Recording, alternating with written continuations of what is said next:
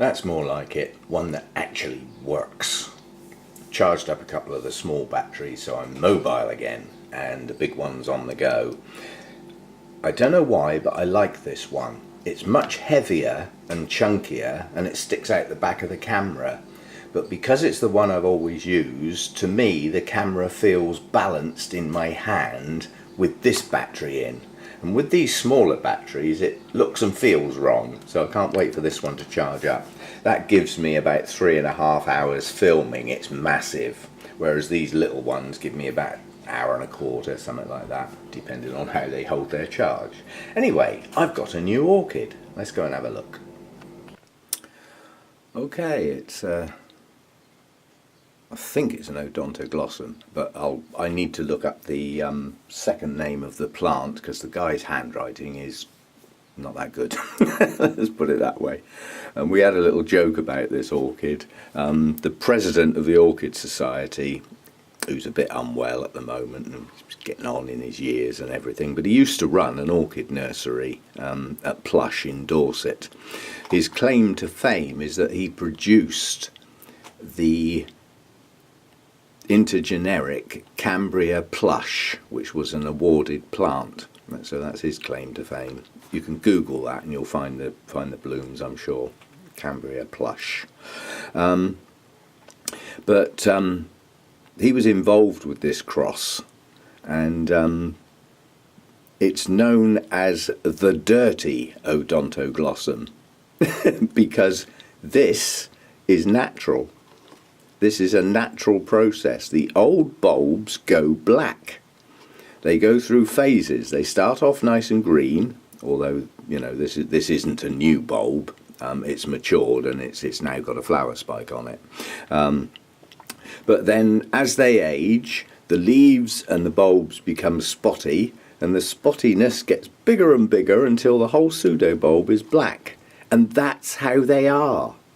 There's nothing wrong. I mean, these are perfectly firm bulbs. They're solid. They're not rotting or anything. That's just a natural progression, which is weird.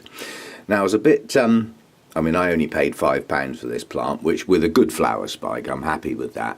I had no signal on my phone at the time, so I couldn't Google what the blooms are going to look like. But you know me, I like my Odontoglossums. And this is a miniature Odontoglossum, so it's not going to grow into a huge plant.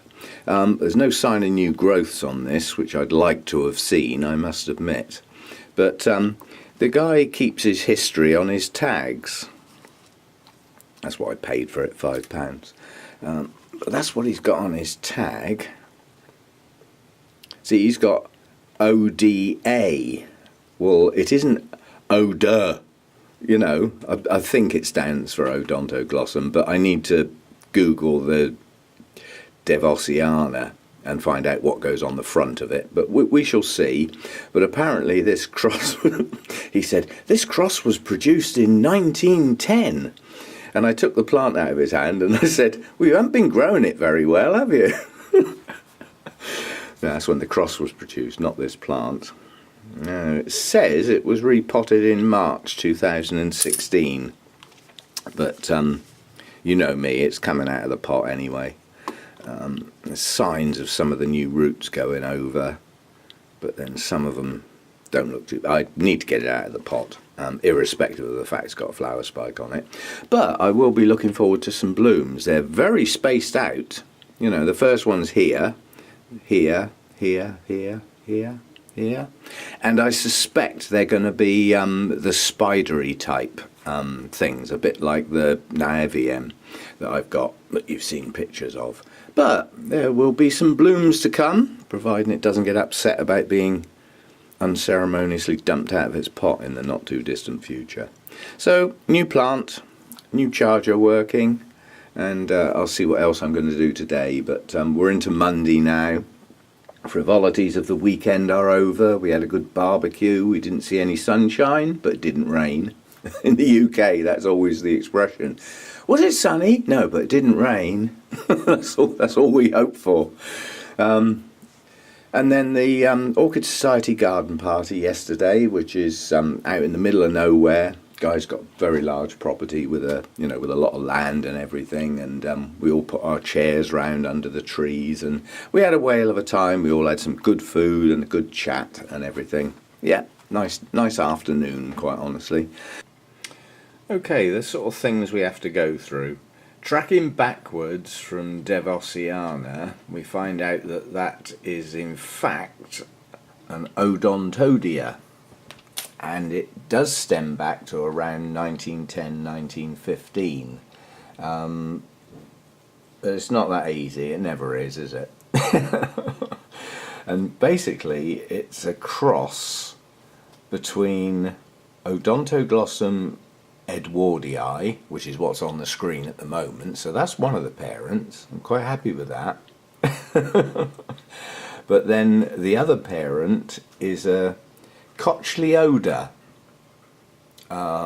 which I don't think I've heard of, and it's basically Noetzliana, and that's spelt Noetz liana. So that's the two parents.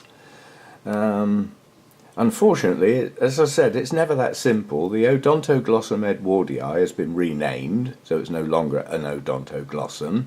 It's called a Citrochyllum. That's Cyrtochyllum.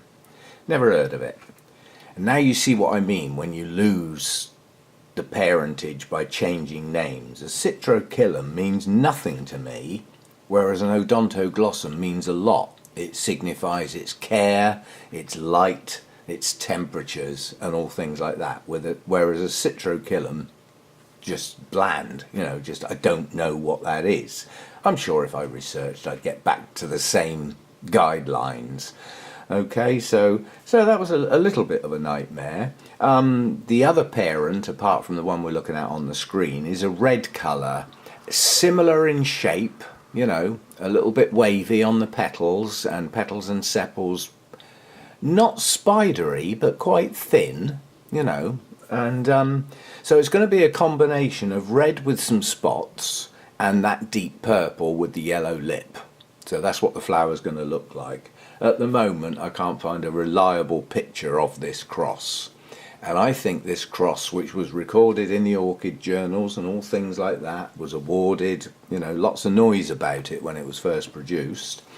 But since then it's sort of gone off the map, because that Orchid Journal, Orchid Review, was written in 1915. So it may be that nobody's reproduced that cross since then, which would make this an incredibly rare plant.